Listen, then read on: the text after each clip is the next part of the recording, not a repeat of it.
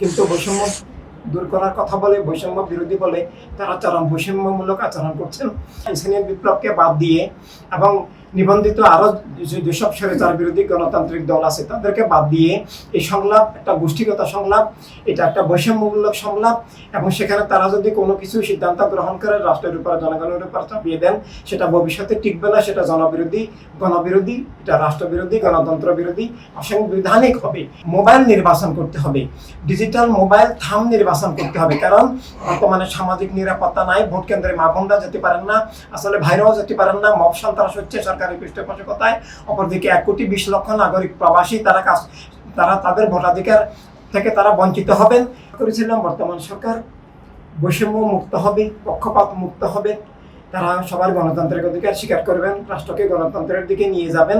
কিন্তু বৈষম্য দূর করার কথা বলে, বৈষম্য বিরোধী বলে তারা বৈষম্যমূলক আচরণ করছেন।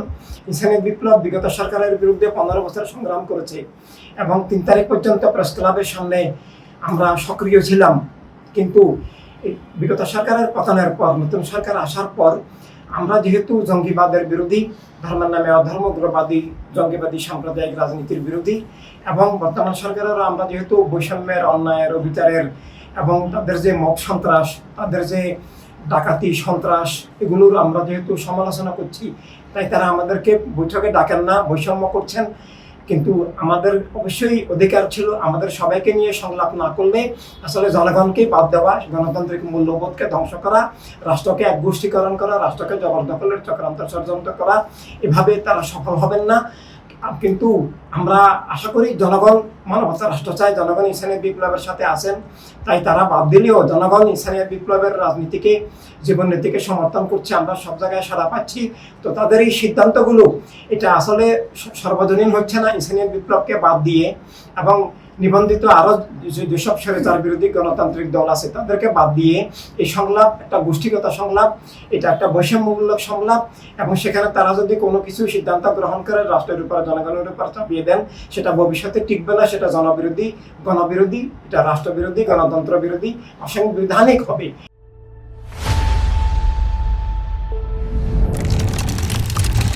তাই আমরা তাদেরকে সুপথে ফিরিয়ে আসার, আমাদের সবাইকে নিয়ে আলোচনা করে রাষ্ট্রের কল্যাণে সর্বসম্মত সিদ্ধান্ত নেওয়ার অনুরোধ জানাচ্ছি। দুইটা মেসেজ, একটা সরকারের কাছে, একটা জনগণের কাছে। সরকারের কাছে, নির্বাচন কমিশনের কাছে, সেনাবাহিনী, পুলিশ, প্রশাসন, সবার কাছে আমাদের আবেদন হচ্ছে এই যে তারা দলনিরপেক্ষ থাকবেন, পক্ষপাত মুক্ত হবেন, পক্ষপাত দুষ্ট হবেন না, এবং জনগণের সবাইকে, স্বৈরাচার বিরোধী এবং গণতান্ত্রিক মানসিকতার সব দলকে নিয়ে তারা নির্বাচন করবেন। এবং নির্বাচন হওয়ার জন্য বর্তমানে সামাজিক নিরাপদ পরিবেশ নাই, নির্বাচনী সরকার প্রয়োজন।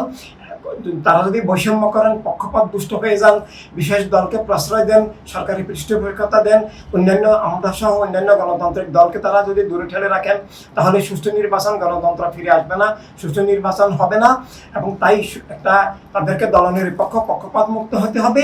এবং দ্বিতীয়ত হচ্ছে যে মোবাইল নির্বাচন করতে হবে, ডিজিটাল মোবাইল থাম নির্বাচন করতে হবে। কারণ বর্তমানে সামাজিক নিরাপত্তা নাই, ভোট কেন্দ্রে মা বোনরা যেতে পারেন না, আসলে ভাইরাও যেতে পারেন না, মব সন্ত্রাস হচ্ছে সরকারি পৃষ্ঠপোষকতায়।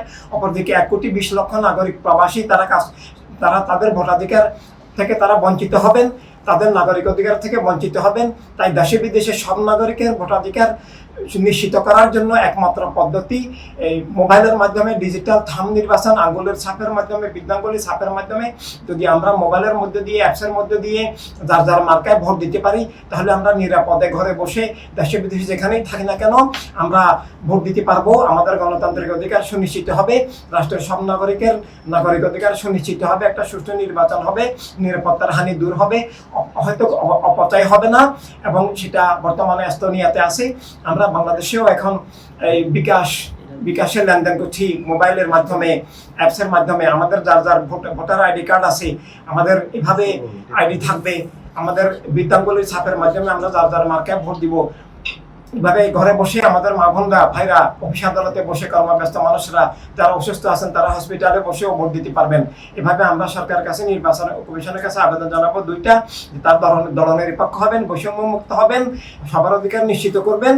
একই সাথে সবার ভোটাধিকার নিশ্চিত করার জন্য মোবাইল থাম নির্বাচন বর্তমান যেটা এস্তোনিয়াতে আছে সেটার ব্যবস্থা করবেন। একই সাথে জনগণের কাছে আমাদের আবেদন, আমাদের যারা ধর্ম রাষ্ট্র, গণতন্ত্র, অধিকার, স্বাধীনতা, নিরাপত্তা রাখার জন্য, এক গোষ্ঠীবাদী শরীর রাজনীতির থেকে মুক্তির জন্য আমাদেরকে মানবতার রাজনীতির পক্ষে, মানবতার রাষ্ট্রের পক্ষে আপেল মার্কায় ভোট দিয়ে সত্য, মানবতাকে, জীবনকে, রাষ্ট্রকে, গণতন্ত্রকে বিজয়ী করতে হবে। সকল ধ্বংস থেকে আমাদেরকে, নিজেদেরকে, রাষ্ট্রকে রক্ষা করতে হবে।